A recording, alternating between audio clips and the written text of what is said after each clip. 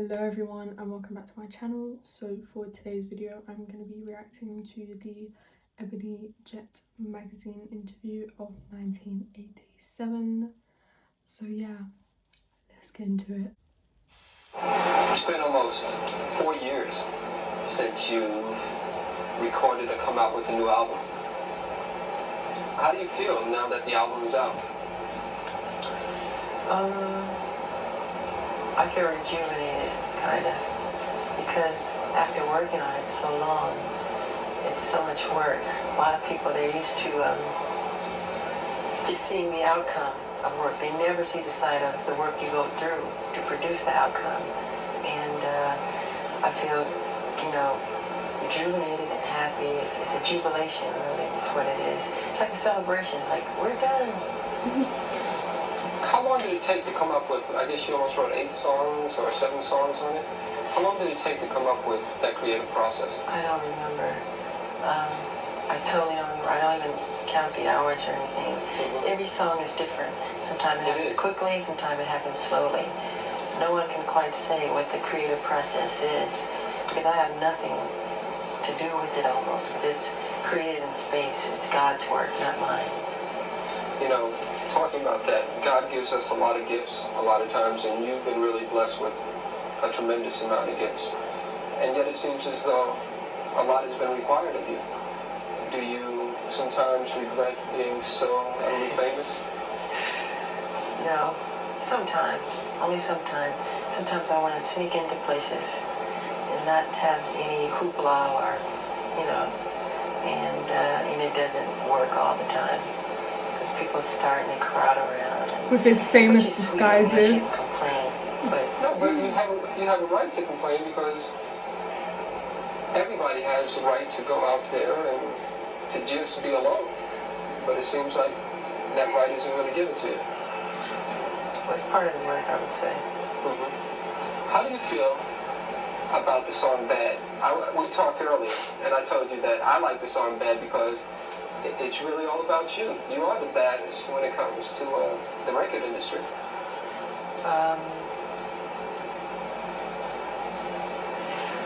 Well, it is quite different from anything I've ever recorded or I've ever written. It's a bold statement to say, but I mean it in all good will. So don't take it. It's a good modesty, of course. Yeah, I'm saying it's like a way of saying you're cool, you're all right, you're tough. I'm not saying I'm like criminally bad. Of course, that's how people would take it. It's a bold statement to make.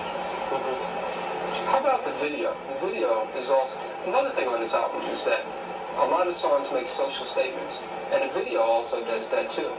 With Bad, I know that you probably didn't experience anything like that, but my name is Daryl. Yeah, I know. And I grew up in Harlem in the South Bronx, and I went away to school, and I also had to deal with peer pressures. How did you come about with that whole idea of doing something like that?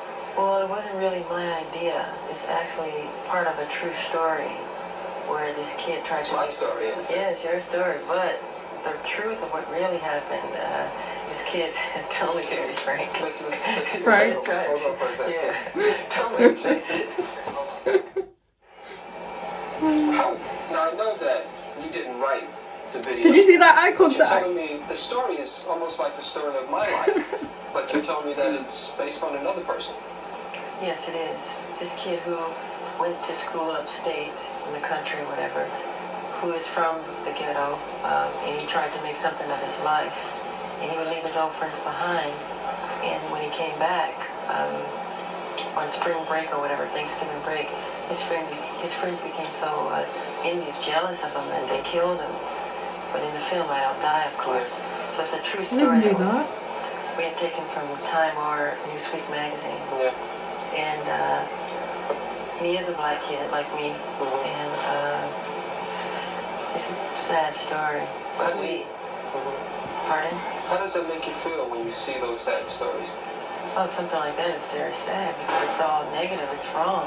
I think that's life, to want to grow and become more. And like you plant a seed, it grows into something beautiful, and it never dies, really. I think people should be that way. You know what? My favorite song on the album is Man in the Mirror. Oh, yeah, I like that a lot. That's my favorite song. I tend to hold a feeling that no matter what you do in the world, it really has to start with you. It's my philosophy, too. If you want to make the world a better place, take a look at yourself and then make a change. Hearing this, fact. Is it hard to do? Yeah, well, people don't look at themselves honestly. They don't look at themselves and point the finger at them. It's always the other guy's fault or somebody else. You should change yourself. Exactly. Look at yourself. Make better of yourself, you know? When you look in the mirror, are you happy with what you see? In what way? Just when you look there, in terms of that social philosophy. I'm never totally satisfied. I always wish the world could be a better place. No, not at all. Hopefully, you know, that's what I do with my music, bring happiness to people and to bring joy, bring some peace in their lives. Are you a prayerful person? Pardon? I said, are you a prayerful type person? Yeah, I pray a lot, yeah. I see a beautiful sunset, I say, God, that's beautiful, thank you. Or a baby smile, or butterfly's wings, or anything like that, you know. You know, on the album version of I Just Can't Stop Loving You, you make some very strong, sensuous remarks to a woman that you're lying next to. I was in a bed when I was doing that. Really? Also, yeah. I was laying in the bed, cover and everything. But I did that whole rap in the dark. And the lyrics go, because people really don't understand it. You know, I say a lot of people misunderstand me because they don't know me. I guess that's true. People believe a lot of crazy stories they read. Yeah. Some is true, some is not. And, Don't believe tabloids. Does it hurt when you see those crazy stories? Sometimes. But it's part of the work. I mean, the shit that they wrote about him, it's crazy. You ever want to lash out in any type of way and say, hey, that's not true? Yeah, a lot of times. But why bring more attention to a thing? You know? Is there another favorite song of mine? Is not as much as Man in the Mirror, but Liberian Girl. Yeah. Is there a Liberian girl in your life? No, I wrote that at my house in the game room. I guess I was playing some pinball or something. And the song just popped in my head. And I think I ran upstairs, put it on tape. And it became Liberian Girl. Same thing with We Are the World, We Are the Children. I didn't really, I don't know why those words came. They just came as that. We are the ones to make a brighter day, so let's start giving. I didn't think about it, just, you know, just come. Don't need no auto-tune. How about, one thing that I find is like what you said, it took so long to come up with all the different songs on the album, and every song is different. You have calypso influences, you have reggae influences, you have the new cool sound with one, you have heavy metal with Dirty Diane. I love Dirty Diane. That's one of my favorites. Why? Because Dirty Diane's banging. It's a life story of a groupie. I hate to say the word groupie, but that's what it is. And it's something that I've experienced. A lot of people grew up on the road, like me. I don't remember not performing. And do you feel as though you missed out on something by not remembering, not performing? of course, but I've gained a lot too. A lot of people never get out of their hometown and get to see other wonderful places.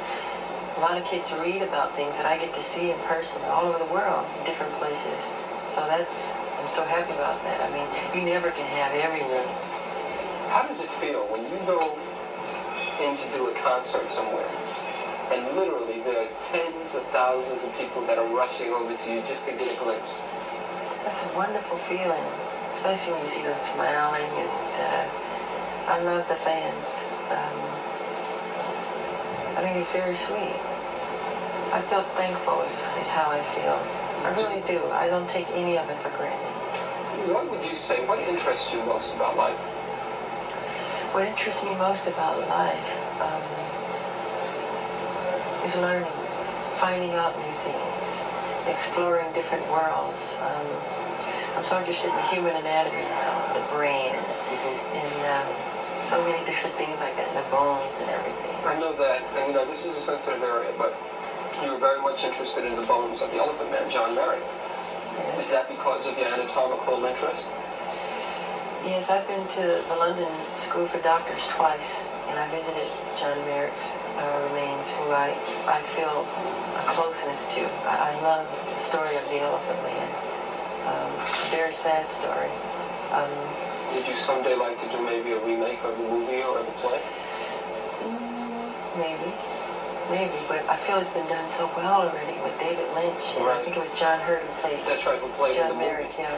That I don't think I could contribute any better than what they've done. The part that I like best is when, after he gains confidence, and then he's back on his way after having gone to the carny, they stole him out of the hospital.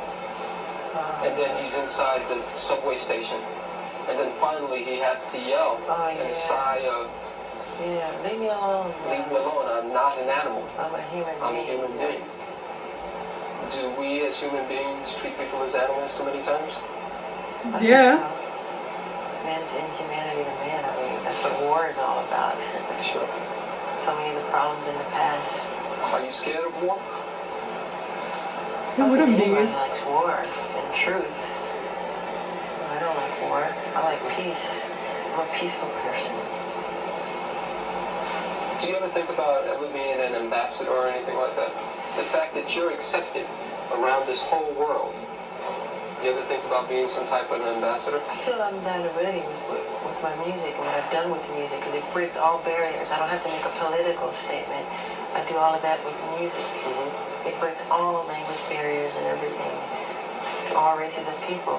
It goes all over the world. And it's fun to see kids from India or whatever country you name, who know about the music. Okay. Last question, sure. This will be about the tour.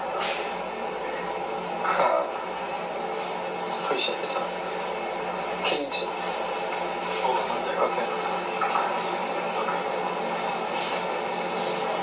Why did you choose to start your worldwide tour in Japan and not really give your fans here in America a chance to see you until the end of the year? Well, let's remember, the Victory Tour was all American, and the rest of the world didn't get anything. So it's good to be fair, And actually, I think it's more fair because the show would be much better when we get here. The worst thing to me personally to see is an opening show because, it's not as tight as it can be. Sure. And it was something that my manager had done, and the people who work for me, wherever they book it, if I like it, I'll go. And I like Japan. I've been there before. Any apprehension about touring by yourself for the first time? I've done so much solo work.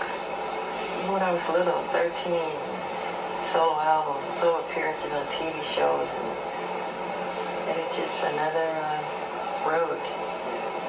But of course, you always think and feel things. I don't see Marlon next to me. I don't feel Jermaine. I don't, Sure. Okay, that was the end of the interview. I personally really love this interview because it's not like his later ones where the interviewers would just ask the most absurd, insane questions. I'm not even gonna get into it because, yeah. So I love the questions, especially in this one, solely music based. Yeah, it's really great to see. I think the interviewer was quite respectful and nice towards him, not like in the ones in the 90s and 2000s and stuff. So yeah, that was the end of the video. I hope you enjoyed it, and I will see you in the next video. Bye.